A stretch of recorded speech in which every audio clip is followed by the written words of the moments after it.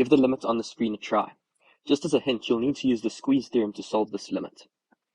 Okay, before I go ahead and show you the solution, I wanted to point out that there are 20 days left in the Maths Countdown series. So we're approaching the end very quickly.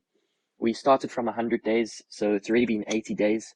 So make sure you stick around until the end of the series. So reverting our attention back to this limit, what we need to do is we need to look for a particular aspect of the function that we are doing the limit of that has known bounds, and that's going to be cosine. So we know that cosine of 1 over x is always between -1 and 1. And that's true because the cosine graph looks something like this. It's continuous and it is between 1 and -1 in both directions.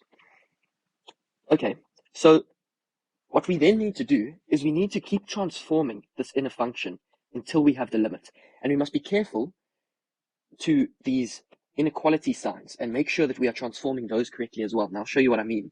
And while we're transforming this middle part of our inequality, of course, we'll perform the same transformations on the right and left side of our inequality. Okay, so we're going to need this 2 because we have to add 2 to cosine of 1 over x. So if we add 2 to each part of this inequality, we get -1 plus 2, which is 1, less than or equal to 2 plus cosine of 1 over x, less than or equal to 1 plus 2, which is 3. And we can do that. It doesn't affect our inequality signs because we're adding the same constant to each of these. So it doesn't really affect the inequality signs. So now what we have to do is we're going to invert each of these parts of our inequality. So we have 1 over 2 plus cosine of 1 over x, and then 3 becomes 1 over 3, and 1 becomes 1 over 1, which is just 1.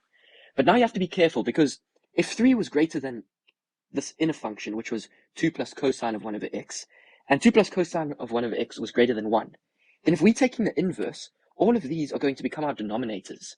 And so if our denominator is larger on this side, then this fraction is smaller than this fraction, and this fraction will be smaller than this fraction.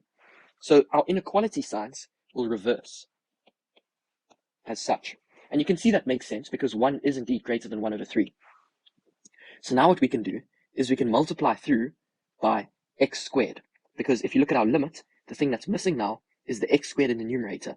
So multiplying through by x squared, we get x squared over 2 plus cosine of 1 over x. And then this becomes x squared over 3. And this becomes x squared. Now, if we look at our inequality signs again, if we're multiplying through by x squared is always going to be positive. And because x squared is always positive, it won't change our inequality signs. So we have the inequality signs remaining the same. So the last thing that's left to do is to take the limit of all of these functions. So we have now the limit as x approaches 0 of x squared being greater than or equal to the limit as x approaches 0 of x squared over 2 plus cosine of 1 over x, which is greater than or equal to the limit as x approaches 0 of x squared over 3. So what this essentially means is that we can now evaluate these two limits. But obviously we can't evaluate this limit, otherwise we would have just done that at the start. We've had to go through this process in order to get everything in this current form. So the limit as x approaches 0 of x squared is going to be 0, and that's going to be greater than or equal to this, which I'll just copy and paste. And that's going to be greater than or equal to this limit as x approaches 0. So as x approaches 0 of x squared over 3, it's going to become 0. So what's nice now is that we have 0 on both sides of our inequality, which means that we have squeezed this limit, which is why this is called the squeeze theorem. And we know that if it's 0 must be greater than or equal to this, and this must be greater than or equal to 0, then this therefore must equal to 0. So we can then say that the limit as x approaches 0 of x squared over 2 plus cosine of 1 over x is then equal to 0 by the squeeze theorem. So just a note, the reason why this works, so I'll show you what both of these graphs look like. If we were to draw some rough axes over here, our x squared graph looks something like this. Well, let's draw that a little bit neater. That's our x squared graph.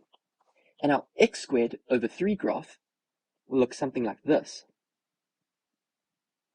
So what's happening now is if this function is between our x squared over 3 and our x squared, then it's going to be somewhere in here.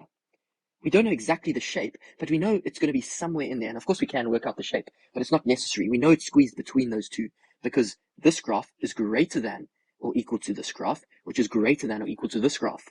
So as x approaches 0 from both sides, we're squeezing this red graph over here, which is x squared over 2 plus cosine of 1 over x. We're squeezing it to be 0. And that's why the squeeze theorem works. So I hope you found this video useful and insightful. And if you did, please don't forget to leave it a like and subscribe to my channel. Thank you for watching.